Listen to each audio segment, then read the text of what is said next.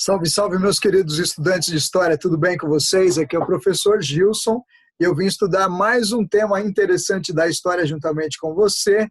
Hoje nós vamos falar sobre os persas, sobre a Pérsia. Então você é meu convidado, desde já eu vou compartilhar aqui a minha tela, porque eu preparei uma apresentação de slides pelo PowerPoint. E aí está, nós vamos estudar hoje sobre a Pérsia. Muito bem. Aí está, muito bem. Sejam bem-vindos todos os meus colegas professores de História, todos os meus colegas historiadores, você que é um estudioso, apaixonado por essa ciência fascinante que é a História com letras maiúsculas. Assim, a nossa ciência é uma ciência humana extraordinária, que é a História. Muito bem. Pérsia. Você está vendo aí uma arte dos persas, original e restaurada, e eu vou aqui avançar com você, então. Vamos lá. A Pérsia. Os persas eram um povo nômade que, por volta de 2000 a.C., se fixou em uma região montanhosa entre o Golfo Pérsico e o Mar Cáspio. Essa região, então, ficou conhecida como Pérsia. Essa região da antiga Pérsia é a região atual que se chama Irã, né? Então, você tem aqui na sua tela, essa parte em rosa, a região onde é a antiga Pérsia, cuja cidade principal era Persépolis, né? Aqui acima você tem um reino antigo muito importante, diretamente vinculado com os persas, que é o reino da Média. Do lado esquerdo você está vendo aqui o rio Tigre, o rio Eufrates, essa região, esse território é chamado de Mesopotâmia. Muito bem, avançando com vocês. A partir do século VIII, os medos dominaram a região do Planalto iraniano. Então, presta atenção. Há 2000 anos, os medos já, desde o ano 2000 a.C., os medos já dominavam grande parte ali daquela região e, a partir do século VIII, eles dominaram também a região do Planalto iraniano e, com um hábil e organizado exército, submeteram vários povos que viviam na região. Os persas eram um desses povos, conquistados pelos medos. E, após o domínio, os persas passaram a pagar altos tributos para os conquistadores. Então, esses dois reinos, tem aqui também, ó, a Pérsia, acima da Pérsia, aqui está a Pérsia. Aqui em cima, mais ou menos, estava o reino da Média, os medos, tá? Então, vamos lá. Então, o domínio medo, ele durou de 2000 a.C. até 559 a.C. Nesse período, os persas são dominados pelos medos, que ocupavam um território ao norte da Pérsia e têm de lhes pagar tributos, é o que a gente acabou de falar. Então, você tem aqui, ó, uma representação dos medos, representados em relevo do século V a.C., localizado nas escadarias de Tripilon, em Persépolis, onde hoje a gente chama de Irã, e que é a antiga Pérsia. Por volta de 550 a.C., então surgiu ali um grande general, um grande político, um grande líder chamado Ciro. Sob o comando de Ciro, os persas dominaram os medos e passaram a controlar aquela região. Então vamos lá, expansão do Império Persa. Sob a liderança de Ciro, os persas conquistam sua independência e começam suas conquistas territoriais. A expansão de seus domínios é rápida e, em poucos anos, os persas constituem um poderoso império. No final do reinado de Dario I, por volta de 486 a.C., o Império Persa atinge o seu apogeu. Então, começou com Ciro, passou por Cambises e chegou a Dario, que foi o maior dos imperadores, né? Todos eles são muito importantes, mas Dario foi um grande imperador, foi quem organizou bastante o Império Persa. Você tem mais aqui um quadro abaixo, falando sobre o período de 479 a.C. a 330 a.C. Essa data, 330 a.C., é quando Alexandre o Grande vence os persas, né? Então, o declínio do Império Persa está dizendo o que aqui nesse texto? A época áurea do Império Persa também marca o início do seu declínio. A enorme extensão alcançada pelo Império na época de Dario, também a grande diversidade de povos conquistados acabam dificultando a administração e a cobrança de impostos. Então, vamos ver como foi essa história. Eventos. Bom, Ciro dá início à expansão do Império, conquistando a Babilônia em 539 a.C. Isso aqui tem uma história interessante. Ó. Acima de mim aqui tem um livro, A História dos Hebreus. Nesse momento em que Ciro ele assume o poder e vence a Babilônia, os hebreus eles eram cativos na Babilônia, não é isso mesmo? E foi Ciro quem autorizou a volta dos hebreus para o seu território em Jerusalém, autorizou a reconstrução da cidade dos hebreus, dos judeus, né? E a reconstrução do templo. Então, os hebreus, os judeus, têm o rei Ciro, o imperador Sírio, em alta estima por causa do bem que ele fez aos hebreus, aos judeus, permitindo o seu retorno à sua terra e a reconstrução da sua terra em Jerusalém. Com a morte de Ciro, seu filho Cambises passa a governar a Pérsia e conquista o Egito na Batalha de Pelusa. Então, talvez esse nome Cambises seja porque ele se proclamou faraó do Egito. Você sabe que esse sufixo ses, ele é o mesmo sufixo de alguns faraós, de alguns personagens egípcios, por exemplo, Tutmés, por exemplo, Ramsés, por exemplo, Moisés, que eram personagens, pessoas, sujeitos históricos do Egito, bastante importantes, né? Então, em vez de usar o nome de Ciro II, o filho de Ciro usou Cambises. Possivelmente, isso não é um fato comprovado, mas possivelmente pelo fato de ele ter se proclamado faraó do Egito. Sabe que esse sufixo ses ele está relacionado, pelo menos entre os egípcios, ao rio Nilo. Tá? Depois de Cambises, então surge um outro grande imperador, que é Dario I. Ele sucedeu Cambises e é considerado por muitos historiadores como o verdadeiro fundador do império. Na verdade, de fato, a política de expansão começou com Ciro, avançou com Cambises e se tornou assim muito grande. O seu auge foi no reino de Dario I. Você tem aqui também uma representação de Dario I, original, alto relevo representando Dario, um dos mais importantes imperadores persas. Essa imagem encontra-se nas ruínas do Palácio de Dario I, no Irã. Imagina que local legal para você visitar. Então, obras e sítio e arqueológico e situações assim muito interessantes para os historiadores. Avançando com você, vamos lá. Dario I subiu ao trono em 521 a.C. Ele ampliou as fronteiras persas, esmagou a revolta dos jônios gregos na Batalha de Maratona, em 490 a.C., organizou o império e criou as satrapias ou satrápias. As satrapias, então, eram regiões administrativas. Cada um dos sátrapas ele era uma espécie de prefeito. Se diz que Dario chegou a ter 120 satrapias, 120 sátrapas. E olha que interessante, porque o chefe de todos esses sátrapas era um hebreu chamado Daniel. Você talvez, se tiver algum contato com a fé católica, a fé cristã evangélica, protestante, talvez você já tenha lido que ali tem um livro do profeta Daniel. Daniel, então, ele se tornou uma figura importante na política da Babilônia.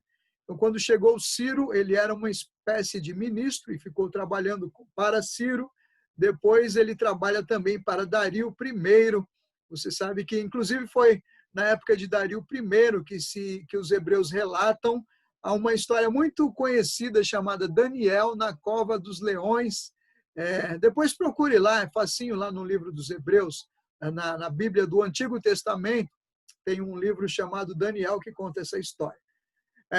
Dario criou um sistema de moedas, o dárico, que é a primeira moeda internacional. Ele criou um dos primeiros sistemas de correios, que era bastante interessante, que tinha postos para descanso, e o mensageiro ia até um certo ponto, dali para frente ia outro. Tá? Foi muito interessante. E também construiu estradas para interligar o império. Com a morte de Cambises foi que Dario ascendeu, né? Ele retomou a política de respeito às culturas dos povos dominados. Então, os persas eles têm uma política interessante de que eles não destroem a cultura do povo dominado, pelo contrário, eles mantêm, eles deixam cada povo manter a sua cultura e até aderem a algumas coisas que lhes parecem interessantes, né? Então, essa é uma política interessante dos persas. Eu vou deixar esse texto, sempre eu coloco alguma imagem com um texto um pouquinho maior aqui. Claro que eu não vou ler ipsis literis, não vou ler letra por letra, evidentemente, mas aqui na hora que você quiser tirar um print, quiser pausar, então você tem mais informações, mais subsídios, então está aqui para você. Continuando, vamos avante. Então, a gente estava falando sobre o respeito cultural, né? Que é um costume dos persas. Os imperadores persas geralmente adotavam uma política de respeito pela cultura dos povos conquistados, além de permitir-lhes que mantivessem seus costumes e sua religião. Os persas eventualmente absorviam parte da cultura desses povos. Por isso que o Império Persa também ele é considerado um império multicultural, multiculturalista, né?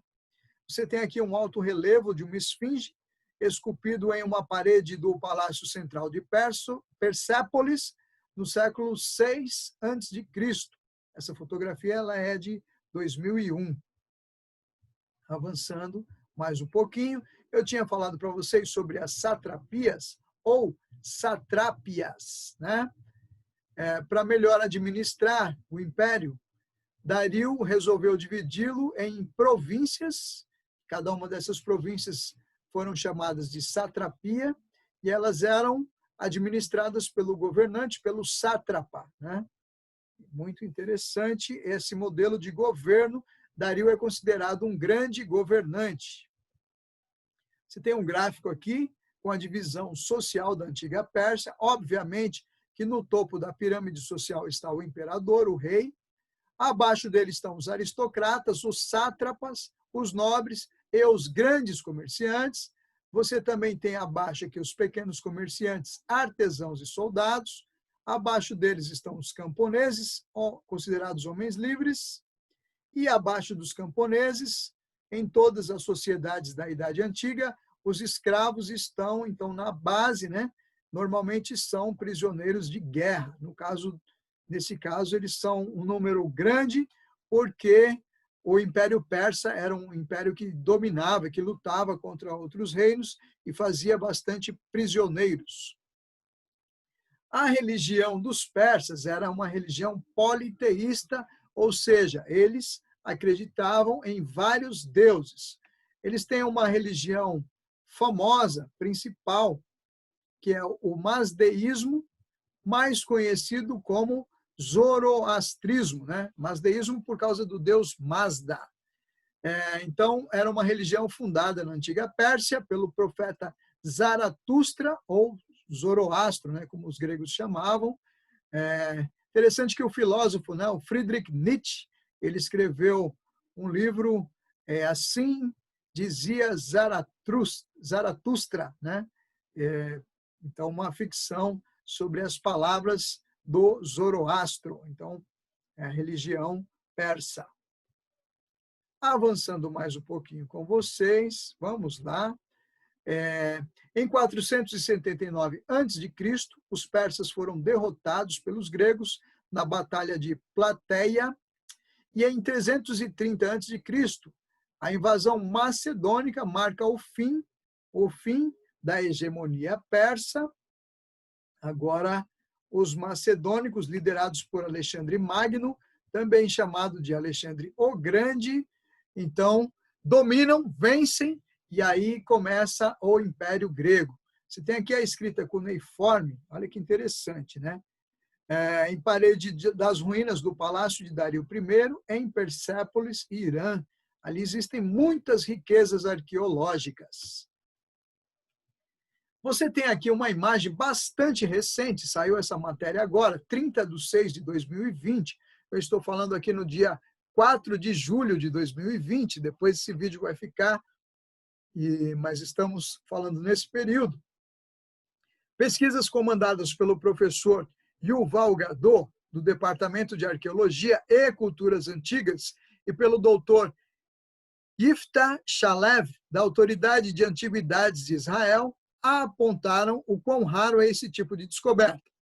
A impressão, descobriram um selo persa, né? A impressão do selo foi encontrada em um grande pedaço de argila, indicando que não era usado para selar um documento, mas para selar algo maior, ou um recipiente, ou um jarro, né? Então, esse é um selo de argila persa. Olha que legal. Foi encontrado agora, nos primeiros meses de 2020. Você tem aqui um quadro em que descreve alguns dos governantes persas, né? Então, você tem aqui, primeiro deles, Ciro II. Ciro venceu, então, os medos. A Média dominava a Pérsia e Ciro, como um imperador, como um governante habilidoso, ele anexou a Média, ele fez um acordo, e então o império de Ciro, ele também é chamado de Império Medo-Persa, porque a Média passou a fazer parte do império, e então também é chamado de Império Medo-Persa. Depois de Ciro veio seu filho, o Cambises II.